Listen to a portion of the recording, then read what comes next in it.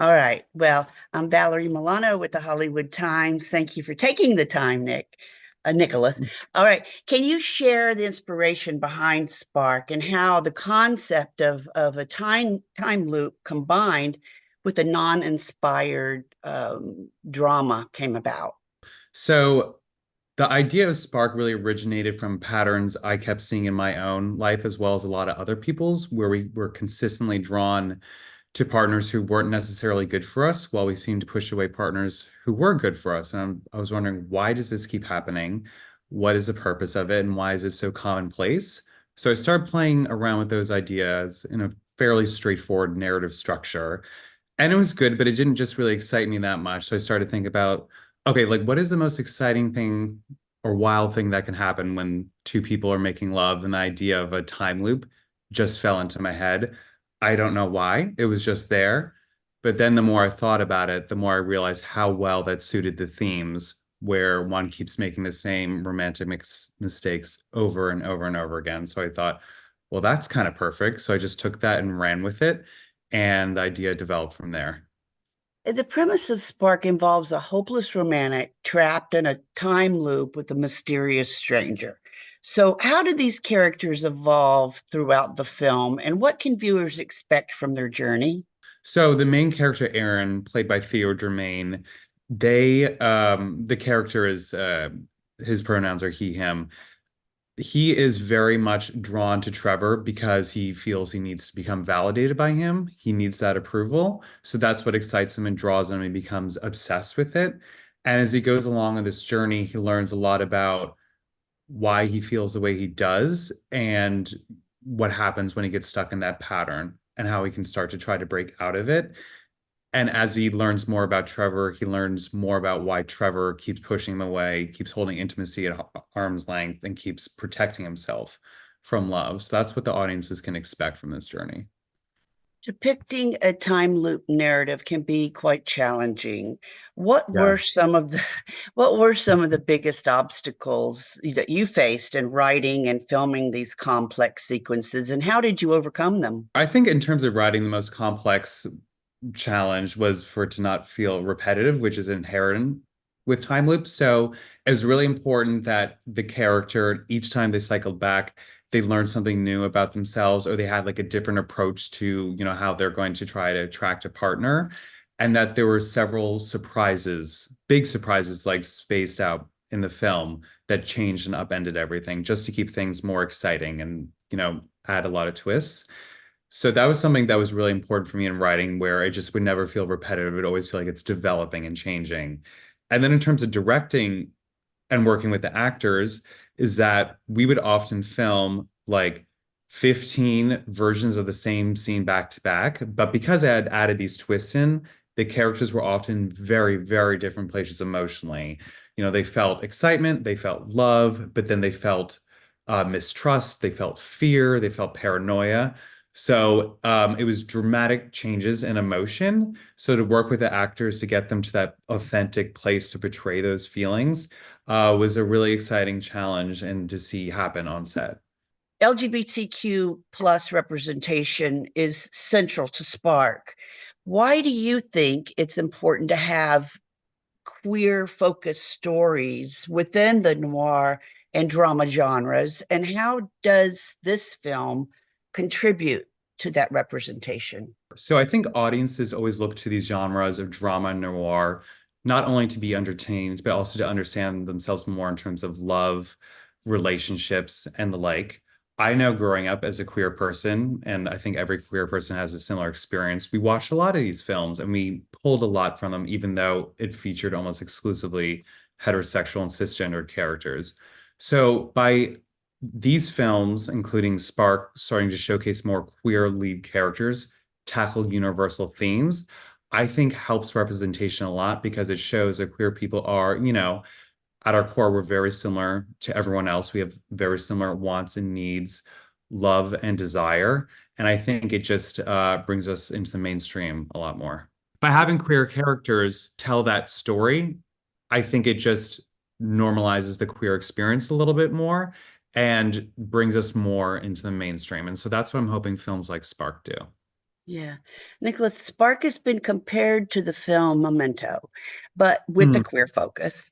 What stylistic or thematic elements did you draw from noir films, and how did you adapt these to fit your unique narratives? So I think obsession is a really big theme of this film. So classic noir films like Vertigo were really important to me when I was developing this story, both as a writer and then stylistically as a director. So using a lot of that kind of like beautiful objectifying imagery when the main character sees the object of their desire to showcase them that way was really essential. But then as things take a mysterious turn, a darker turn, having the lighting become harsher, the camera angles more dramatic, and to increase that intensity was really important. So that's how I incorporated those elements into Spark. The relationship between the characters and Spark is complex and layered. How did the actors, do you think, prepare for their roles? And was the process, what was the process, do you think, like in developing their on screen chemistry? I first met the actors separately over Zoom, and I made my casting decisions not just based off their talent, but by how much they related to the themes and what they had to say about them. So that was really informative to me. I was like, okay, we are on the same page. You understand what I'm trying to do with this story. And that was really important. Our production schedule was very quick. We were shooting right before the strike began.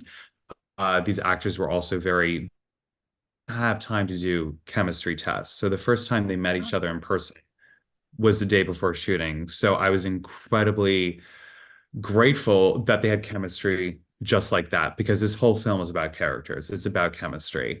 So I think it was their talent and understanding of what I was trying to do that played a huge, huge role in bringing these characters to life authentically. Yeah, good. And what do you hope that the audience may take away from Spark, both in terms of its narrative and its broader themes? Well, just in terms of narrative, I hope it's an exciting ride for the audience. Like it goes through many different moods and experiences and surprises. So I want the audience to feel hooked and invested in the characters and curious about how things are going to end up. But then, on a more personal level, I really tried to portray struggles with intimacy and attachment as honestly as I possibly could. So what I'm trying to do is by putting that on the screen is for allow audience members to recognize themselves in those characters and be able to reflect a little bit more on their choices and how they can break out of their own cycles. Good. So we know that you're here. It dances with films, right? Correct. And you're so talk about like I already know, but tell our viewers and our readers when it's going to show and that kind of good stuff. So we're going to have our stateside premiere next Monday, June 24th, at the Chinese Theater in Hollywood at 7:15 p.m. It's part of the Dances with Films Festival, which is a great homegrown film festival that's been around, I think, for 27 years. They're very enthusiastic about the stateside premiere. Two of our actors, Theo Germaine and Vico Ortiz, are going to be there on the red carpet, and then also for a Q&A afterwards. So that's where one can see the film locally in Los Angeles next week. Great. And how can we find you and the film and more about it? Social media, website, what? We are constantly updating information about the film in terms of screening and press on its Instagram account, which is spark underscore the film. We also have a website called thefilmspark.com, and that's where you can find out all information about the film, who's in it, where it's playing, and any updates along the way. We're going to play a few more festivals this year, and eventually we are going to get distribution, so anyone, anywhere will be able to watch it. So we're very excited about that. And Nicholas, what about you? What are you thinking about doing next? How can we find you and your work? Okay. So in terms of next, I'm in the very, very early stages of developing my next feature, which is going to be, I believe, a horror film. And it is going to explore some similar ideas of love and intimacy with a little bit of grief thrown in there. All my projects come from a very personal place. And so that's like where I get all my inspiration from. And in terms of following me, I mean, I do have an Instagram account. It's Nicholas with two S's underscore rising, like, Gemini rising or whatever. And I posted my work on there and a few other things. And yeah, I'm going to be posting more about what happens with this film and my next projects as we go further along. Beautiful. Well, we're promoting it, and so we will have part of this interview on on our website, hollywoodtimes.net, and Mhm. also our the Hollywood Times official, our YouTube. And it's a pleasure to have you take the time with us, and maybe we can meet in person one day. That'd be great. Fantastic. Thank you, Thank you Valerie. so much. I know.